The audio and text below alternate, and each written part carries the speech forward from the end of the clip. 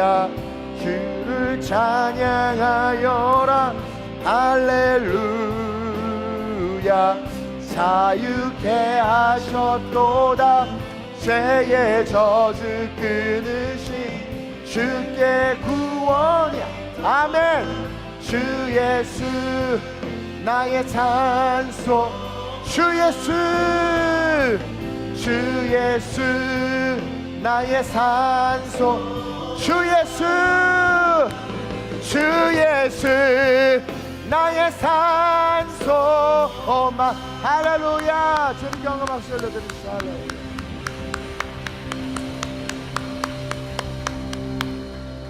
하나님, 우리 중고등부 아이들뿐만 아니라 우리 청년들이나 우리 장년들 역시 자기가 인생을 살아감에 있어서 참 소망이 부모의 빽이나 내가 가진 직업이나 능력 혹은 내가 가진 재산이 되지 않게 하여 주옵소서.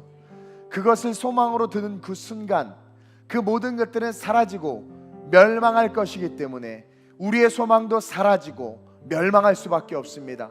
우리의 소망은 오직 예수 그리스도, 주님께서 우리에게 말씀하시는 꿈, 주님께서 우리에게 말씀하시는 그 비전, 남과 비교당하는 내가 아니라 주님이 너는 이 길을 가라 말씀하셔서 그 길을 가는, 주님의 분명한 정체성을 가지고 인생을 살아가는, 주께서 예비하신 길이 소망이 되는 산소망이신 예수의 길을 걷는 진짜 이 시대의 소망, 이 시대의 희망, 이 시대의 능력, 이 시대의 축복이 오늘 이 시간 예배 가운데 함께 우리 중고등부, 우리 청년, 우리 장년들 될 수 있도록 주님 역사하여 주옵소서.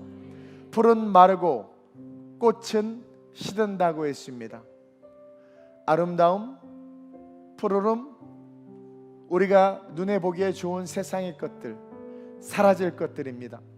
사라지지 아니하는 것을 보고 살아가는 자가 지도자요, 사라지지 아니한 것을 위해서 달려가는 자가 참 능력자요, 그것을 위해서 살아가는 자가 진정한 빅토리, 성공을 이룰 수 있는 자이오니 푸른 마르고 꽃은 시드나 주의 말씀은 영영이 서리라 함과 같이 말씀 붙잡고 말씀대로 살아가는 산 소망이 있는 우리 모두가 되게 하여 주옵소서. 오늘 부족한 종을 붙잡아 주시고 캠프 이후에 또 이렇게 주일을 지나 수요 위더스 워십 가운데 나왔습니다. 부족한 종을 붙잡아 주시고 특별히 우리 중고등부 아이들 은혜를 많이 받았는데 오늘 선포되어지는 말씀 또한 중고 청장년 할 것 없이 동일한 은혜로 임하게 하시되 무엇보다 각자의 자리, 각자의 위치, 각자의 역할이 남과 비교되어서는 안 되며 내가 주님 앞에서 세움받은 그 삶의 자리임을 믿고 그 자리에서 비전을 이뤄설 수 있는 축복이 임할 수 있도록 말씀에 은혜 받게 하여 주옵소서.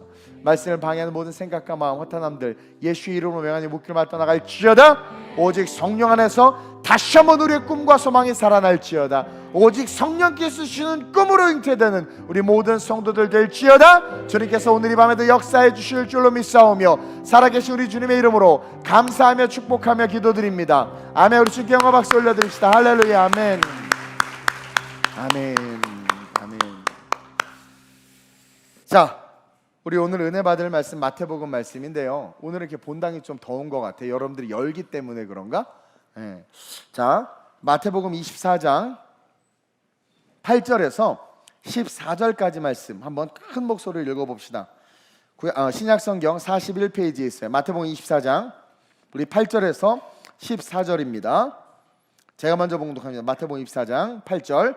이 모든 것은 재난의 시작이니라. 그때에 사람들이 너희를 환난에 넘겨주겠으며 너희를 죽이리니 너희가 내 이름 때문에 모든 민족에게 미움을 받으리라.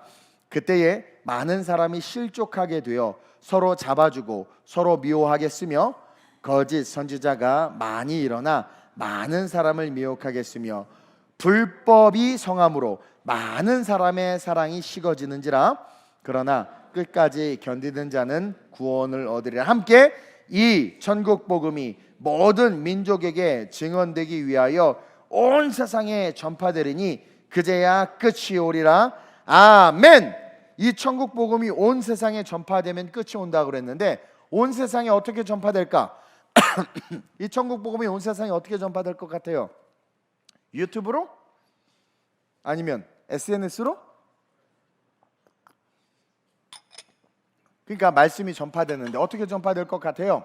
옆 사람 보고 너로부터, 너로 말미암아, 너 때문에. 우리가 그것을 감당해야 돼요. 이 천국 복음이 모든 민족에게 증언되기 위하여 온 세상에 전파될 건데, 하나님이 이 천국 복음을 어떻게 전파시키느냐? SNS나 인터넷을 통해서 전파시키지 않아요. SNS나 인터넷은 마귀가 사용합니다. 어둠의 권세들이, 미혹의 영들이 목사님들 설교하려고 이렇게 검색 좀 해보면 자료들이 다 신천지, 다 이단들, 다 여호와의 증인, 이런 애들 다 그 다락방, 그 이단들이 다 올려 엄청나게 열심히 활동해. 근데 진짜는 인터넷에서 활동을 하네. 립스틱 짙게 바르고 스터디 카페 가서 연애하니까. 진짜들은 정말 무슨 니네 얘기하는데 반응이 없니? 아니 척하면서. 예. 그래서 여러분, 천국 복음은요 반드시 땅끝까지 전파되는데 SNS나 인터넷이나 무슨 핸드폰으로 전파되는 게 아니에요. 성경에 뭐라고 그랬어요? 전도에 미련한 것으로 복음을 증거하겠다고. 사람이야. 사람. 맨투맨. 사람 대 사람으로 하나님의 복음을 증거해요. 속지 마세요. SNS 사용 그거는 홍보와 교회와 복음을 알리고 어느 정도 이렇게 영향력을 끼칠 수는 있지만, 영혼을 구원하는 것은 사람과 사람의 만남이 있어야 돼. 그래서 예수님도 그냥 기도만 하시거나 하늘에 부흥 공중부양하셔서 나를 믿어라 그러면 다 믿었을 것 같죠? 안 그랬다니까. 가까운 다른 마을로 가자서 계속 걸어갔어. 목사님 이런 집회 계속해야 돼. 이 예배 계속해야 돼. 계속해야 돼. 전도에 미련한 것으로. 그냥 내년부터 올 하반부터 선교 엄청 갈 거니까 무조건 따라오시기를 주님의 이름으로 축원드려요. 따라합시다. 돈은 그런 데 쓰는 거다. 제가 제목도 말 안 했네. 오늘 설교 제목 한번 큰 소리로 읽어볼까요? 시작. 각자의 자리에서. 오늘 우리 유스들 잘 들으시기를 바래요. 여러분, 우리가 살아가는 이 세상은 이미 결정론적으로 결정되어져 있어. 저와 여러분들이 살아가는 이 세상은 결정론적으로 이미 결정되어져 있어요. 즉 문화와 문명이 아무리 발달하고 여러분들이 쌍꺼풀 수술을 50만 번 해도, 또 과학과 기술이 상상할 수 없을 정도로 발달하고 여러분들이 로또에 당첨되고 세상에 기가 막힌 일들이 아무리 많이 일어나도 여러분 이미 끝은 결정되어 있어요. 그걸 믿으십니까? 이미 결정론적으로 이 세상은 결정되어 있어요. 결정된 종말을 누구도 막을 수 있다 없다? 있다 없다? 종말이 올 걸 믿어요? 근데 왜 그렇게 살아? 마지막에 올 걸 믿어? 지옥 가려고 아예 작정을 했어요? 그치? 아니지? 그러니까 상 받을 만한, 이렇게 대답을 잘하니까 우리 애들이 대답 잘했다고 금일봉 받았잖아요. 할렐루야. 앞으로 계속 그렇게 하시길 바래요. 어쨌든 좋아요. 자, 이미 끝은 the end, 끝은 결정되어 있어. 그리고 그 결정된 종말은 누구도 못 막아. 적그리스도도 못 막아. 아무도 못 막아. 그리고 이제 시간이 조금 더 흐르면 이루 말할 수 없는 재난들이 시작되고 교회와 성도는 더욱더 핍박과 시련을 당하게 될 거예요.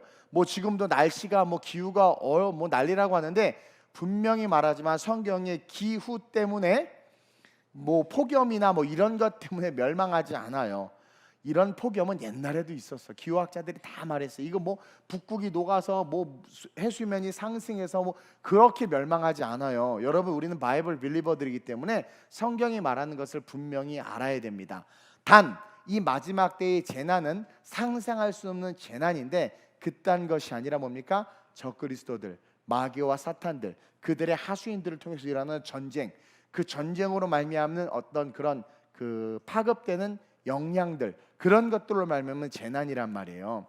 오늘 본문 8절 9절에 보니까 마지막이 가까이 올수록 교회와 성도, 믿는 크리스찬들은 더욱더 시련과 핍박을 당한다고 하는데, 어떻게 당하는가? 다시 한번 읽어봅시다. 8절 9절 큰 소리로 시작. 그때에 사람들이 너희를 환난에 넘겨주겠으며 너희를 죽이리니 너희가 내 이름 때문에 모든 민족에게 미움을 받으라. 자, 환난 좋다 이거야. 재난 좋다 이거야. 근데 그 환난과 재난도 힘들어 죽겠는데, 그 환난과 재난 속에서 우리는 더 힘들어. 왜? 뭘 당하기 때문에? 미움을 당하기 때문에. 성경 띄워주세요. 너희가 미움을 받는다고 했는데 뭐 때문에 미움을 받는데요? 응? 간단해. 예수 안 믿으면 미움 안 받아. 근데 예수님을 믿으면 미움을 받아. 자, 다 재난과 고통과 괴로움 속에 있어요. 근데 우리는 거기에 하나 더해서 미움까지 받아. 근데 그 이유가 예수님 때문이야. 그래서 예수님을 딱 내려놓으면 미움은 안 받겠지만 재난과 시련과 고난은 동일하게 받는단 말이에요. 근데 마귀는 그 미움을 통해서 예수를 내려놓음으로 우리가 재난과 고난과 함께 어디를 가기를 원하는 거야? 영원한 지옥에 가기를 원하는 거야. 따라서 우리는 마지막 때가 가까이 올수록 교회 다니고 예수 믿고 성경책 들고 다니고 기도하고 식기도하고 큐티하는 것 때문에 동서사방에서 우겨쌈을 당하고 학교에서 선생님이 믿지 않는 선생님이 막 전교조 선생님들이 막 믿는 크리스찬들 창조론에 대해서 막 핍박을 하고 기도하면 이 무식한 것은 무슨 기도를 하냐 막 그런 말을 해도 그 미움을 기쁨으로 받아들여요. 왜? 와, 나 미움받아. 나 예수 있나 봐. 제가 봤을 때 나 예수 있나 봐. 그럼 뭐 있는 거예요? 천국 있는 거예요. 따라서 예수 그리스도 때문에 미움을 받는다라는 것은 저와 여러분들에게 축복임을 주님의 이름으로 축원드립니다. 내 이름 때문에, 예수 믿는다는 그 신앙 때문에 동네 수준이 아니라 어떤 수준? 모든 민족에게 미움을 받아. 삶과 위로의 말씀을 드려요. 모든 민족에게 미움을 받아. 그렇게 기록되어 있잖아요. 지금 보세요. 과학과 기술을 주관하는 자들, 과학과 기술을 4차 산업혁명과 차세대 어떤 테크놀로지, 그 다음에 어떤 차세대 문학작품, 차세대 미술작품, 뭐 요즘에 해체주의, 철거주의 미술이 유행이죠. 차세대 무슨 아티스트들, 차세대 노래하는 우리 성악가들은 사도들이지만 거기는 마귀들이야. 차세대 그런 예술가들, 그들 대부분 그들의 99%가 무신론자라는 거 아세요? 무신론자들이 인공지능을 개발하고 있고, 무신론자들이 의료를 개발하고 있고, 무신론자들이 과학을 개발하고 예술을 개발하고 문학 작품을 만들어내고 있고 아동 도서를 그려내고 있단 말이에요. 무신론자들이. 그들은 과학 신봉자들이고 자기 자신을 신봉하는 자들이야. 그래서 이들의 기본 로직은, 뭘 만들 때의 기본 로직은 신이 없다.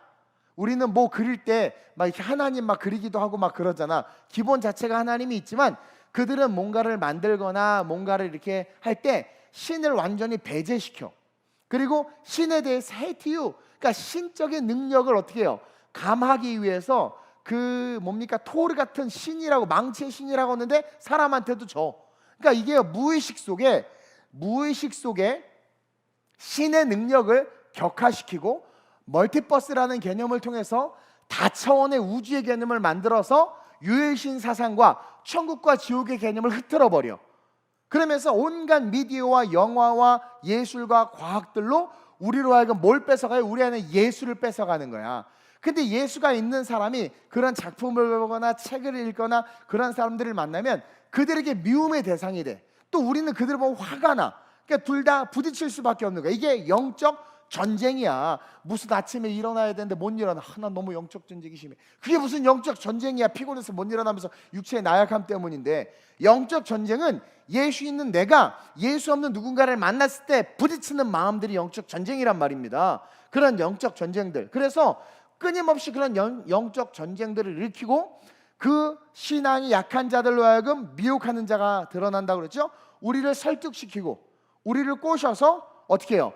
예수를 내려놓게 만들어. 여러분 요즘에 왕따 당하거나 미움받는 거 너무 싫잖아요. 그러니까 거기서 자유함을 주면서 우리를 흡수시켜 버린단 말이에요. 그래서 청소년들이 뭐라고 말하냐면, 목사님 저 교회 다니는 거 티 못 내요. 교회 다니는 거 티면 왕따 돼서요 그냥 학교에서는 애들하고 같이 욕하고 담배 피고 울고 떠들고 웃고 떠들고 삥 뜯고 막 그러는데요, 저 주일날마다 맨날 회개해요. 근데 학교에서 예수 믿는 거 티 내면 저 죽어요. 그렇게 산단 말이에요. 그걸 결국 그렇게 만들어서 우리 하여금 죄 짓고 우리로 하여금 하나님과 멀어지게 만들어요. 근데 우리 유스들은 그렇지만 지금 이 세상은 그런 자들에 의해서 어떻게 돼요? 신이 없다라는 로직으로 세상이 완전히 바뀌고 있는 거야. 그래서 이들이 만드는 인공지능 기술이나 과학기술에서 신은 철저하게 배제되고 과학과 기술이 신이 돼서 과학과 기술이 주관하는, 테크놀로지가 주관하는 세상이 돼버리는 거예요. 그래서 그런 세상을 만들어서 그런 세상에서 교회 다니고 눈물을 흘리면서 찬송하고 예배하는 우리를 찐따 바보 멍충이처럼 보이게 만들어 버린다니까요. 저 얼마나 무능력하면 신을 의지할까. 그러니까 그런 세상, 과학이 지배하는 세상에서, 4차 산업혁명과 인공지능이 지배하는 세상에서 성경책 들고 아주 수백 년 전, 수천 년 전에 쓰여진 책을 읽고 아멘, 그 말씀이 그대로 살아있는 말씀이다라고 믿고 살아가는 우리를 바보 쪼다로 만들어 버린단 말이에요.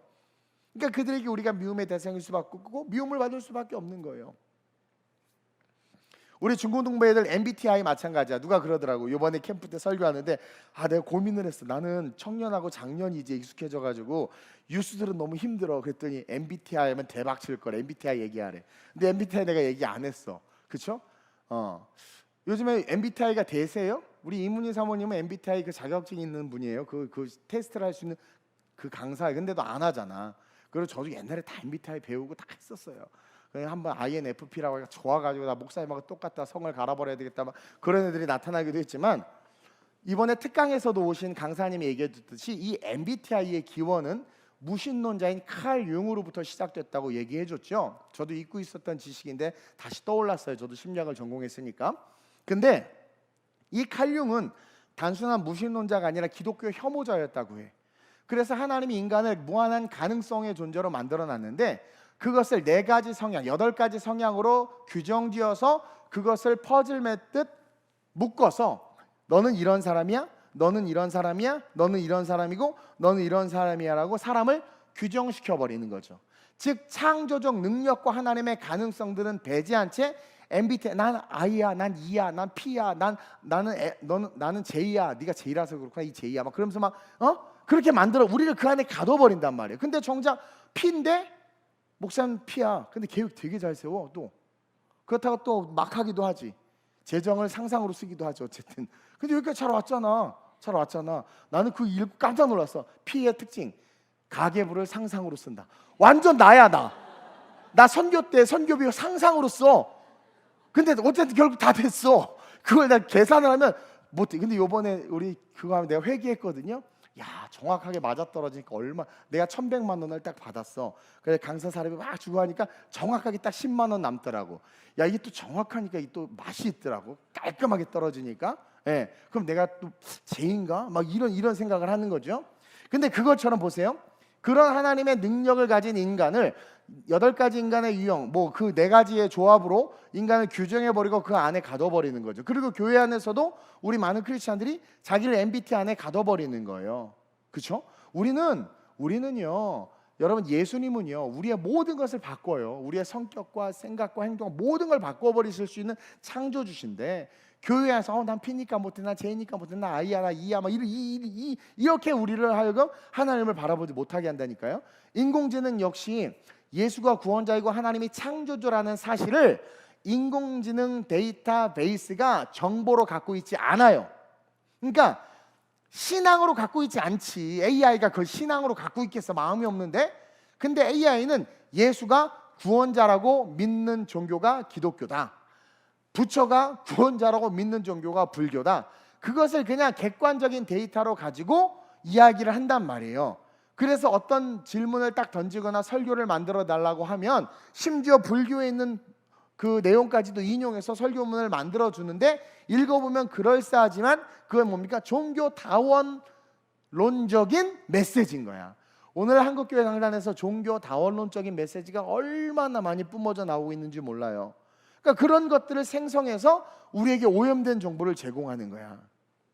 즉 이런 모든 것들을 성경이요 표현하기를 모든 민족에게 미움을 받으리라. MBTI도 우리가 미움을 받는 거예요.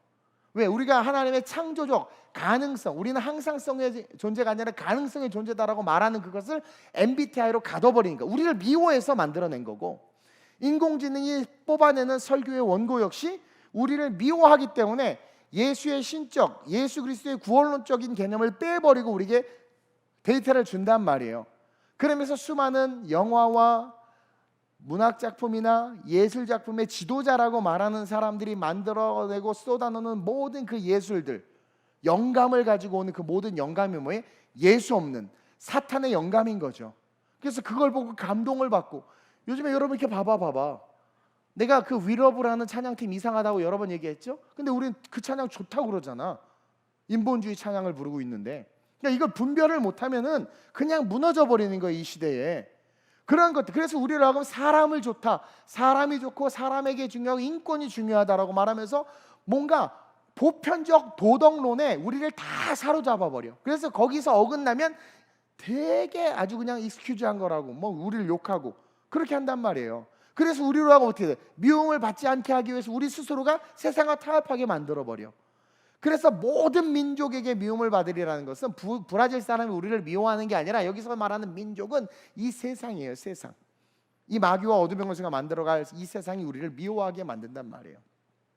따라서 지금 그 어느 때보다도 여러분들이 중요해.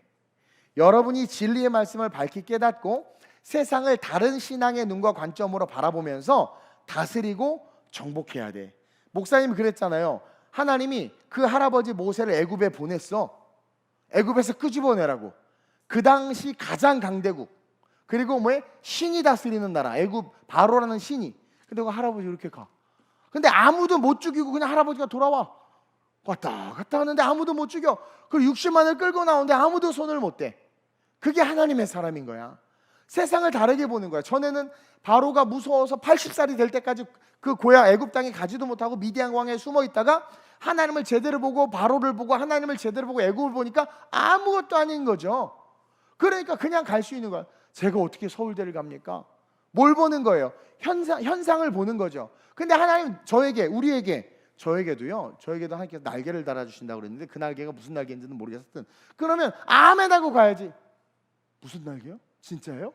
정말이에요? 나 몸무게 무거운데? 그래서 떨어지면 어떡할 건데요? 온갖 의심으로 그냥, 그러니까 무너지고 자빠지는 거야.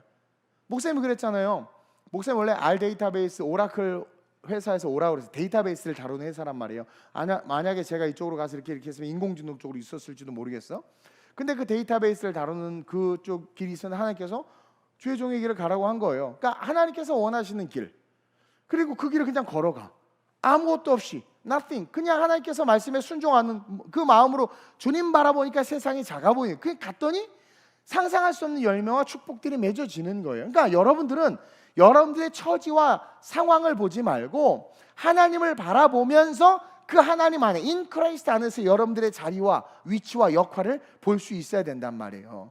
그래서 세상을 다스리고 정복해야 돼. 우리는요 항상 마지막 때 저는 항상 마지막 때를 바라보면서 알파로 시작하신 우리 주님께서 오메가로 우리의 모든 것을 귀결하실 때, 끝이지 오메가가, 모든 것을 귀결하실 때 그 오메가 되시는 주님 앞에 서 있게 될 저와 여러분들의 그 인생을 바라보고 살아가야 된단 말이에요. 그러기 위해서 첫째로 한번 읽어봅시다. 시작.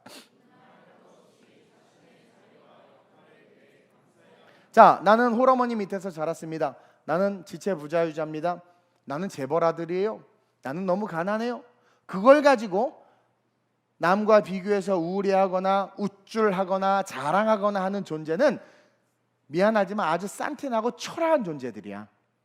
크리스찬들은요 누구나 할 것 없이 자신의 자리와 역할에 대해서 감사할 줄 알아야 돼. 태어나 보니까 세상에 내가 홀어머니 밑에서 자라네. It's okay, no problem. 태어나 보니까 내가 팔 하나가 망가져 있네. It's okay, no problem. 태어나 보니까 남들은 막 좋은 대학 좋은 집 막 가는데 나는 공부할 수 없어서 너무 찢어지게 가난해. 우리가 크리스찬이라면 It's okay, no problem. 또 내가 너무 태어났더니 왕의 DNA를 갖고 태어났다 그래. 요즘 또 유행이야. 태어났더니 내가 태어났더니 부잣집의 아들로 막 물질의 부족함 없이 태어났어. It's okay, no problem이야. 이해돼요? 태어나봤더니 무슨 왕궁의 왕자로 태어났어. It's okay, no problem. 그게 우리를 규정할 수 없다니까요.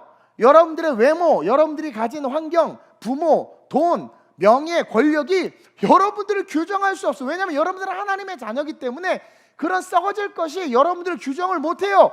하나님이 워낙 크시고 위대하신 분이기 때문에 하나님의 자녀로서의 정체성이 딱 살아나면 그것으로 세상은 우리를 판단할지 모르지만 저와 여러분들이 신앙으로 불끈 일어나면 그 무엇도 우리를 규정할 수도, 그것 때문에 성공했다, 그것 때문에 실패했다라고 말할 수 없는 존귀하고 위대한 존재가 저와 여러분들이라니까요. 물질주의화된 세상은 이 세상을 부자와 가난한 자로 나누어 버렸어요. 흑백 논리처럼. 그래서 단지 돈이 많고 적음, 돈이 많다 적다 이게 기준이 돼서 부자 하면 잘 사는 사람, 가난한 사람, 가난한 자 그럼 못 사는 사람, 이게 구별시켜 버렸단 말이에요. 그래서 어느 순간 우리도 그 틀에 묶여가지고 자신의 자리와 역할을 망각한 채, 우리의 자리와 우리의 역할이 있어요 여러분. 그걸 망각한 채 부자가 되기 위해, 세상이 말하는 성공을 얻기 위해 우리 자매들 좋은 남자를 만나기 위해, 그래서 내가 좋은 남자 소개시켜준다 그랬어. 목사님 아들이고 너무 좋은 남자, 신앙이 너무 좋고 신학을 하고 반지하에 개척을 하려고 해. 하나님 나라에 꿈이 있어. 너무 좋은 남자잖아. 만날래? 싫어요. 제가 말하는 좋은 남자는 벤츠를 타야 되고요. 우리가 말하는 좋은 남자와, 그렇죠? 세상이 말하는 좋은 남자가 다르지 않아요? 부자가 왜 잘 사는 사람이야? 부자는 부자야. 잘 사는 사람, 웰빙의 인생을 살아가는 자들이 우리예요. 나 완전 잘 사는 사람이야. 아니 예수 알지, 천국 알지, 복음 알지, 주의 일 하지. 넘어져도 회개가 벌떡 일어나지. 얼마나 잘 살아. 돈은 없어. 부자가 잘 사는 사람인가? 이게 잘 사는 사람 아니에요? 근데 우리의 그런 틀들을 깨버렸단 말이에요. 우리 자매들도 좋은 남자를 만난대. 좋은 남자 소개해주면 다 싫대. 그냥 딱 말해. 돈 많은 남자라고. 그냥 그렇게 말해야지 헷갈리게 만들어. 그렇죠? 그러면서 좀 더 이 세상에서 나은 삶을 살기 위해서 열심히 힘써. 그치? 그리고 그게 잘 사는 것이라고 쇠뇌당해서. 부모가 너네들 공부시키는 것도, 그치? 너네들 꿈을 찾아라, 비전을 찾아라가 아니잖아. 이놈의 새끼야, 그래도 공부해서 대학은 가야 먹고 살고, 그리고 공부 잘하고 좋은 대학 가야 뭐 잘 돼. 뺑 그거 아니야. 잘 먹고 잘 사는 거 쫓아가라는 거잖아. 하나님이 우리에게 준 아이덴티티에 대해서는 단 한마디도 언급하지 않으면서, 그러니까 그것에 의해서 우리의 자리와 위치를 망각한 채 우리는 쇠뇌당하고 있단 말이에요. 근데 성경에서 주님은 부자와 나사로의 이야기를 통해서 부자와 가난은 하나님 나라에서는 아무런 기준과 조건도 되지 못하는 것을 적나라하게 보여주고 있어요. 부자는 맨날 잔치했어. 얘는 나사로는 맨날 부잣집 앞에서 뭐 얻어먹을 거 없나 기웃기웃댔어. 우리가 봤을 땐 불쌍하고, 우리가 봤을 때 부자 담그고 싶다, 뭘 먹었을까 막 궁금하고 식탁을 보고 싶다 막 그러잖아요. 근데 성경을 가만히 보면 그것은 하나님 나라의 아무런 기준과 조건이 되지 않아. 그러면서 나중에 음부에서 부자가 나사로를 좀 살려서 보내달래 외쳐. 그러자 가장 중요한 가치는 내가 서 있는 자리와 맡은 역할에서 예수가 존재하고 있느냐 없느냐, 이게 가장 중요한 거구나. 부자가 그 많은 부유함과 풍요함 속에서도 예수가 그 삶에 존재하지 않았고 예수께서 나를 그곳에 세워주셨다는 것을 인식하지 못하니까 결국은 그것은 그의 영생에 아무런 도움이 되지 못했어.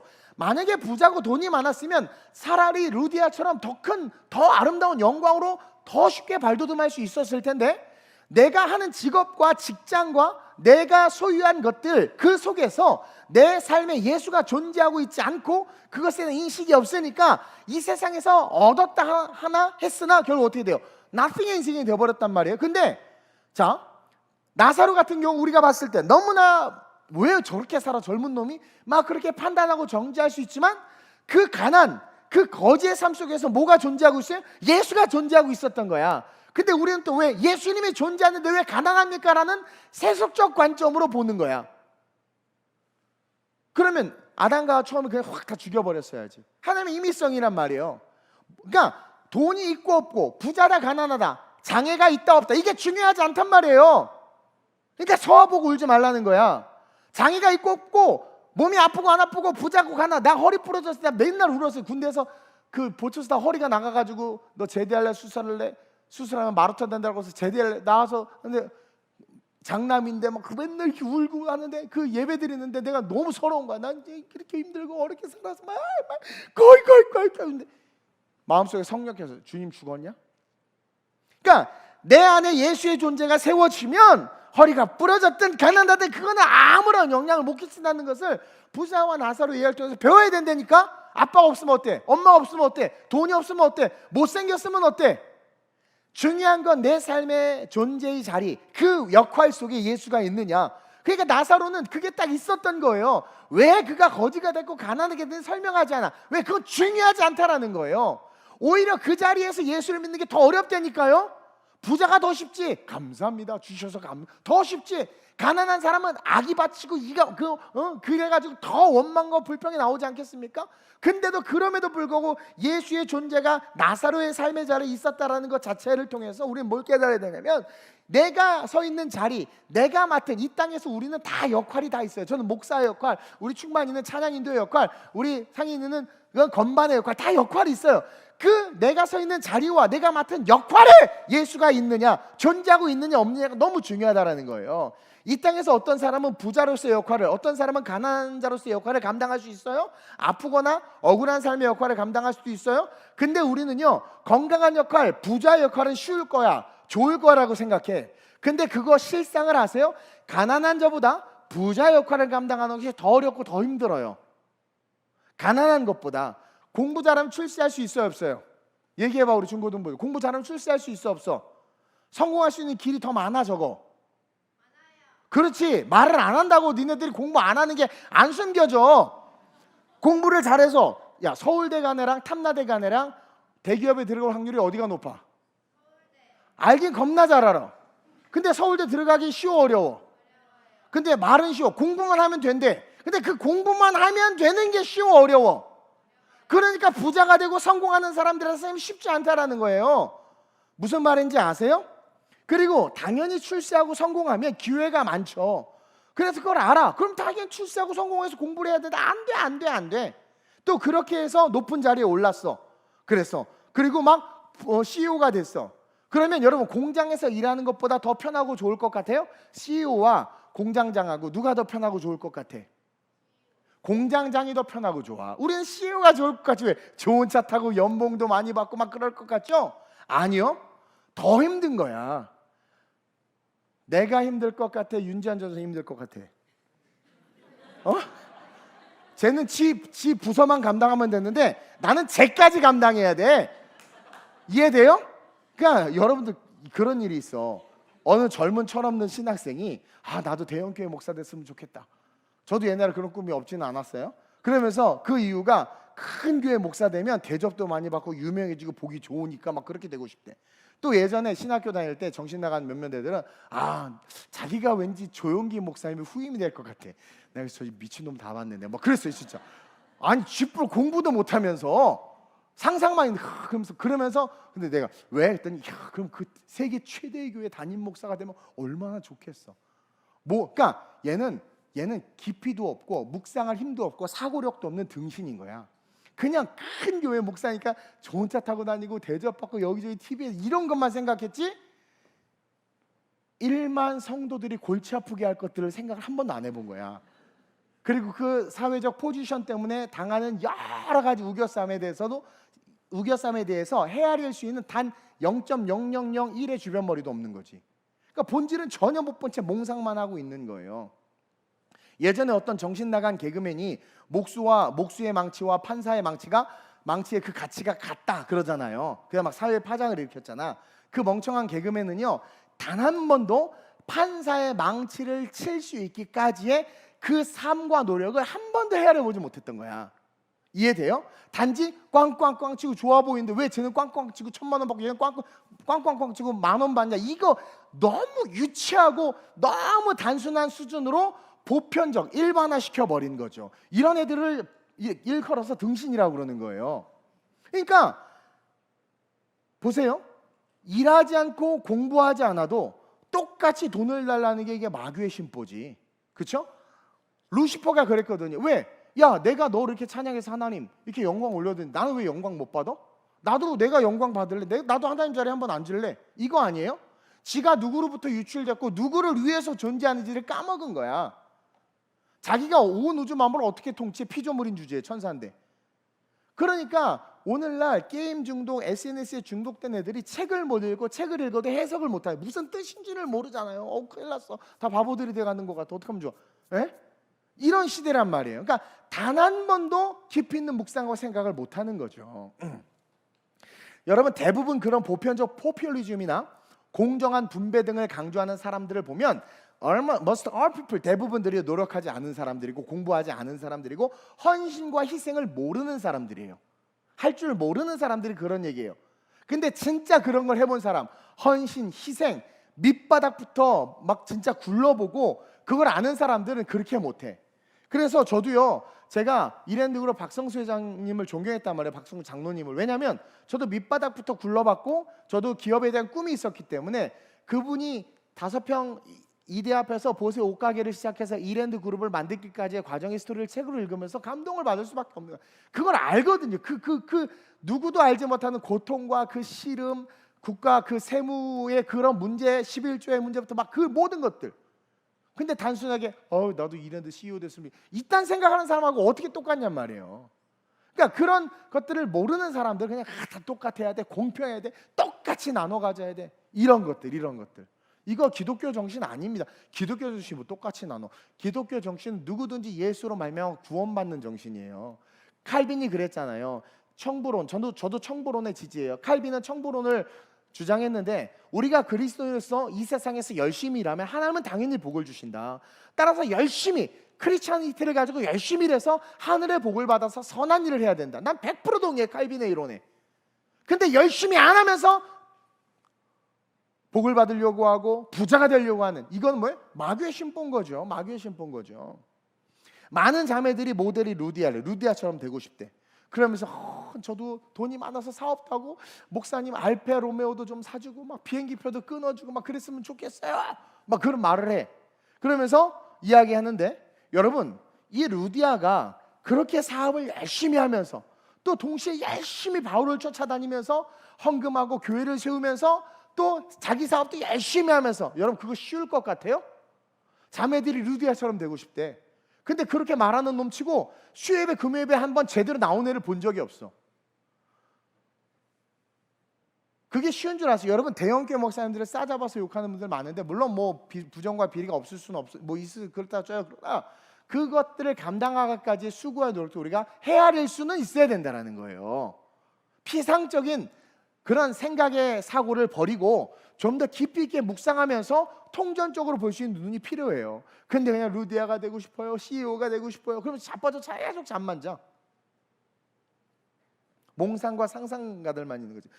우리 젊은이들 은혜 받았어, 꿈 받았는데 주님을 위해서 주의 꿈을 안고 이런 날이라 막 그러면 그 다음날 이불에서라도 좀 일찍 일어나야지. 그러면 근데 그 이불에서도 못 일어나면서 난 세계를 다시 이거 정복할 거야 막 이렇게 자. 그러니까 그게 실제가 안 되는 거예요. 실제가 차라리 꿈이 없는 게 더 편해. 그러니까 오히려 부자가 더 어려운 거예요. 그 역할을 감당하는 게 더 어려운 거예요. CEO가 역할을 감당하는 게 더 어려운 거야. 차라리 가난하거나 좀 연약한 자는 자기 역할을 감당하는 게 쉬워. 왜? 주변에서 위로도 받죠. 또 이렇게 뭐 이렇게 후원도 받죠. 오히려 더 쉬울 수 있어. 또 가난하고 약하니까 그것 때문에 더 예수를 붙잡을 수 있는 거야. 따라서 우리는 오히려 오히려 세상에서 잘 나가는 사람들이 예수를 붙잡는 게 더 어렵다. 그러니까 내가 부자가 되고 뭐 유명해져야 되겠지라고 그냥 말만 하지 말고 그것이 더 어려운 이름을 깨닫고 더 내가 성령 안에서 강해져야 돼요. 우리 이승은 간사님도 있지만 유명해져 보세요. 막 이렇게 다 하나님 다 떠나. 청년들 돈 많이 벌고 막 11조 1,000원 낼 때랑 11조 100만 원 낼 때 벌써 나를 대하는 태도가 달라지고요. 주일날 대하는 태도가 달라져. 목이 뻣뻣해져가지고 오늘 좀 바빠서 언제 갑니다. 이러고 가버려. 옛날에는 목사님 제가 뭐 좀 도울 거 없나? 청소 제가 할까? 막 이러더니 11조가 올라갈수록 이제 저 청소는 딴 시키시죠. 목사님 밥 한번 쌀게요. 네 밥 죽어도 안 먹는다. 그러면 이게 변질된다니까요.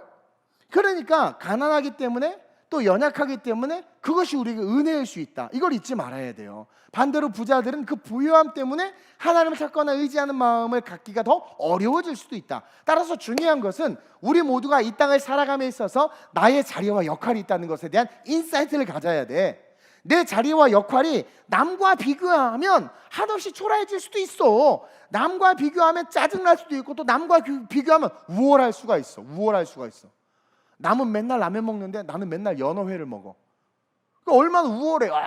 우월하면서 이렇게 섬기는 척하는 애들 제일 재수 없잖아요. 그렇죠? 아주 그 교만한 거거든. 그 우월할 수도 있고 또 연약할 수도 있고. 근데 그게 기준이 아니라는 거야. 그 모든 것을 비교하는 것들을 다 내려놓고 하나님 앞에서 하나님이 나를 세워놓은 자리, 그 부모, 그 나라, 그 나이대, 그 시대적 상황, 그리고 허락한 그 교회, 그 삶의 자리, 그 학교, 그것을 인식할 수 있어야 돼. 이것이 하나님이 나를 바라보시고 나와 함께 계시는 그 자리인 거야. 여러분, 여기 하나님이 함께 계니까 여기 서 있잖아. 그 자리에 하나님이 함께 있는 거예요. 지금 남과 비교하면 짜증날 수 있죠. 우리 지혜인 지수 맨날 비교하면 짜증나잖아. 서로 자매인데. 근데 그냥 날 딱 봐. 그 자리에 주님이 나와 함께 계시는 거라. 거기서부터 시작해야 돼. 비교하는 것이 아니라, 남의 것을 바라보고 탐내는 것이 아니라, 내가 서길 원하시는 하나님의 계획, 나에게, 우리에게 있다. 여기가 나를 만들기 위한 하나님의 최적의 장소다라는 것을 믿어야 돼.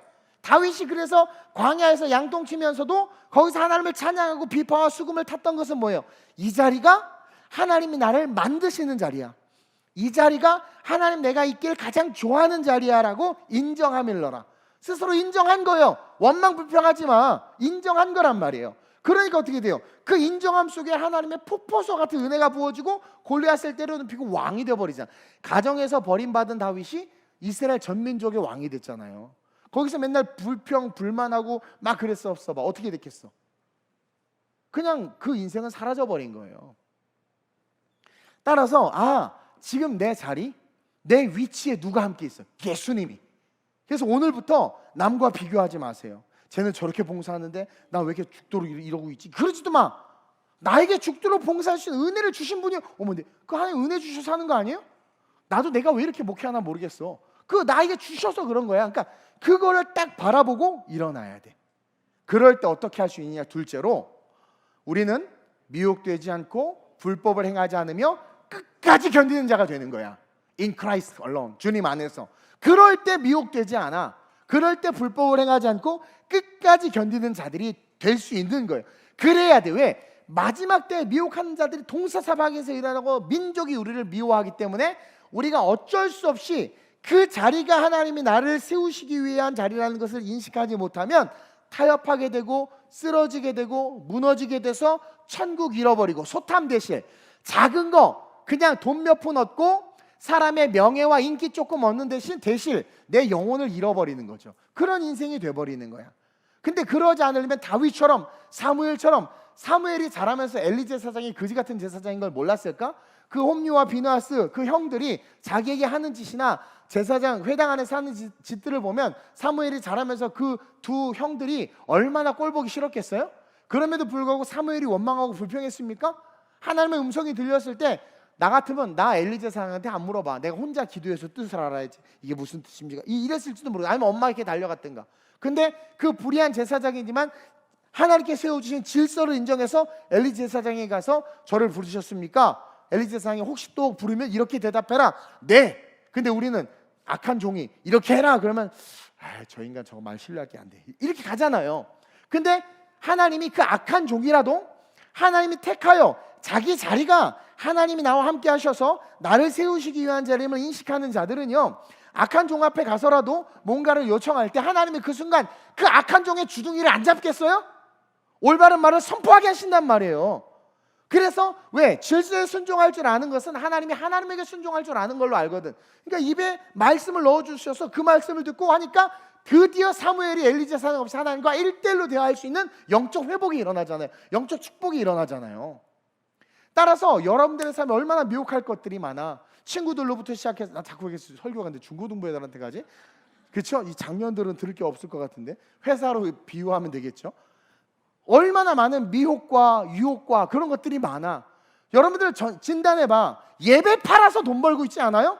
솔직히 옛날엔 안 그랬잖아. 뜨거울 때 안 그랬잖아요. 근데 예배 팔고 돈 벌고 있는 거 아닙니까?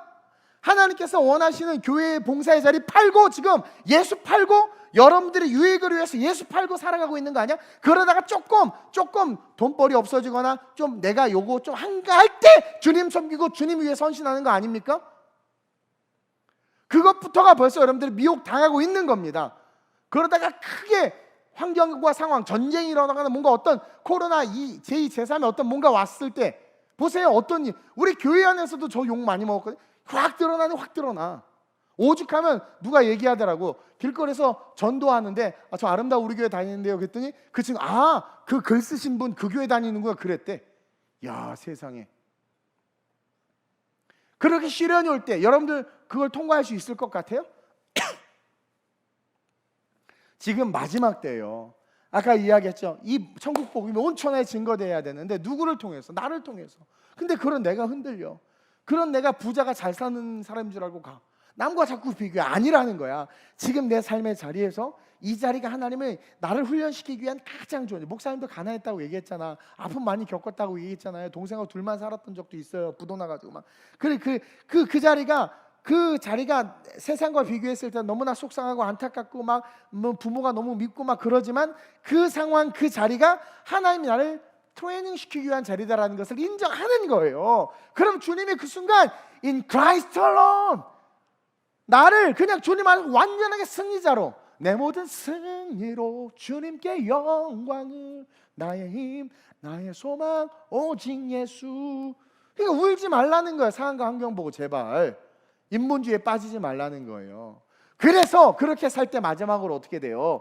끝이 왔을 때 그 오메가이신 주님 앞에서 칭찬과 영광으로 가득한 삶이 돼야 돼. 다 없어진다니까. 억만장자 뭐 할 것 없이 다. 위렌 버핏 그렇게 위대합니까? 나도 위렌 버핏 만나보고 싶었어. 미국 가서 한번 만나보고 싶었던 사람 중에 한 마리가 아니라 한 사람이었어요.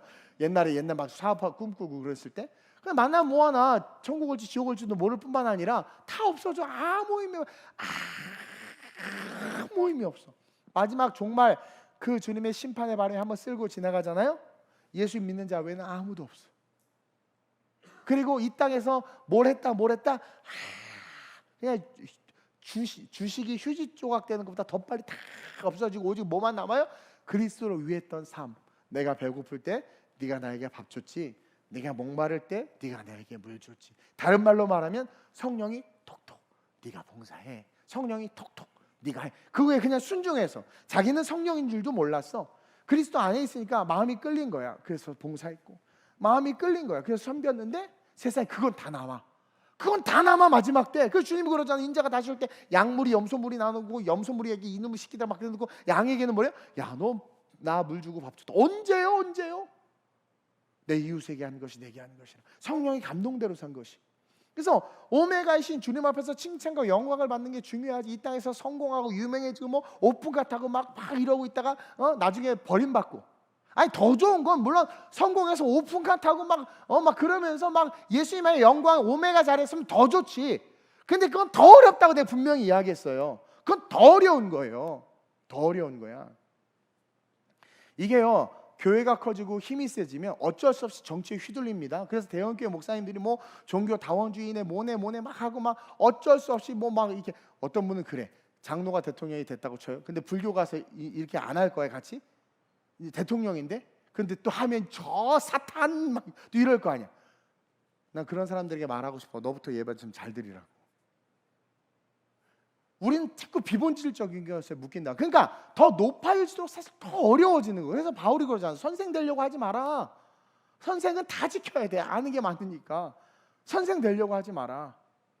그것처럼 오히려 그렇게 성공과 영광의 삶이 되면 더 힘들어지는 것처럼, 차라리 그것이 아니라 지금의 내 삶의 자리에서 내게 말씀하신 그 음성을 듣고 그 하나님께서 세우고자 하는 모습으로 서서 온 천하에 다니며 만민에게 복음을 증거하는데, 나는 교사로, 사업가로, 혹은 뭐 여러 모양으로 쓰임받도록 하면 날 세웠다면 그냥 아멘하고 순주 그 일을 하는 거야. 내가 이 땅에서 아무리 작은 일, 뭐 군고구마를 굽고 도로를 파는 일을 해도 그 삶의 자리에서 예수의 복음을 전하는 삶이라면 그것은 대기업 CEO보다도 더 위대해. 왜? 영원히 남잖아. 그리고 이것은 없어지지 않을 것. 세상에서야 허드렛 일일 수 있지만 영원의 관점에서 없어지지 않을 삶을 사는 나사로 같은 존귀한 인생이란 말이에요. 차라리 그 삽질하면서 예수 믿는 게 더 힘든 건데, 그러면서 예수 믿었다는 것 자체가 또 복인 거라는 거죠. 그러니까 맹목적으로 세상 쫓아가려고 하지 말고, 저와 여러분들이 먼저 내 자리와 역할이 있다. 여러분, 언젠가 우리 군대 가면 다 제대하잖아. 그렇죠? 이 땅에서 다 제대할 때가 있어. 제대해서 어디로 가? 천국 가. 그 누구야, 동철아, 국방부식에는 가니 안 가니? 항상 가. 그치? 그래서 너 여기 나와 있는 거 아니야? 너 군대 출신이냐? 방이냐? 뭐냐? 전역이냐? 기억이 안 나네. 어쨌든 충만이 면제인가? 현역인가? 병장 제대했어요? 그래요. 나 일병 제의했다. 그래, 그래, 어떡할래? 아, 진짜 갑자기 열받네. 나 그래 11개월 만에 제대했어. 병장이면 다야 막 이래. 보세요. 언젠가는 제대하는 것처럼 우리는 언젠가 죽어서 천국 가요. 시계는 계속 돌아가. 시간을 창조하시면 하나님이시기 때문에 언젠가는 천국 간단 말이에요. 나는 여러분들이 그것을 먼저, 지혜로운 자는요 멀리 보거든요. 여러분, 인생을 멀리 보는 자가 승리합니다. 멀리 딱 보고 내비게이션이 딱 찍히는 거야, 목적지에. 그러고 나서 여기를 딱 보면 일이 쉬워져. 공부하는 것도 동기유발이 되고 살아가는 삶의 방향, 방법이 아주 심플해져요. 멀리 딱 보라는 거야. 그리고 오늘의 삶의 자리에서 내 위치에서 내 역할이 무엇인가, 하나님이 나를, 그러니까 여러분들이 지금 부모도 다양하고 학력도 다양하고 뭐 다 다양하잖아. 근데 여러분 지금 여기 있잖아. 하나님이 여러분들 택하셔서 지금 이 자리에 함께 하셔. 그걸 보는 거야. 남 보지 말고. 그럼 이렇게 꼭 안으세요. 주님 감사해요 하고 그 주님과 함께 일어나는 거야. 주님과 함께 걸어가는 거야. 그러면서 그 주님으로 말미암아 상승하는 삶. 그러다 보면 어떻게 돼? 불법을 행하는 자들이 도처에 있어도 내가 그 불법을 행하는 자들을 파하는 거지. 내가 우리 중고등부 아이들 업스트림으로 가라고 하잖아. 그냥 업스트림으로 가면 얘네들 다 타락해. 뽕 맞고 다 나가. 업스트림으로 가기 위해선 먼저 이 삶의 자리에서부터 내 자리, 내 위치 속에서 내가 가장 우선시 둬야 될 게 뭐겠어? 예수 그리스도. 영적인 일이란 말이에요. 근데 우리 교회 아이들은 내가 봤을 때 대한민국에서 수요예배 이렇게 열심히 나오고 금요예배 이렇게 열심히 나오는 애들, 중고등부 애들 거의 없어. 그렇다고 우리 애들이 공부를 포기했느냐? 천만 했으면 만만의 콩떡. 그건 주님만 아셔. 근데 열심히 해. 열심히 해. 대단한 아이들이야. 진짜 대단한 아이들이야. 대단한 아이들이야. 다른 교회에서 누가 어떤 분이 묻더라고. 도대체 아름다운 우리 교회 중고등부 애들은 어떻게 훈련을 시켰니?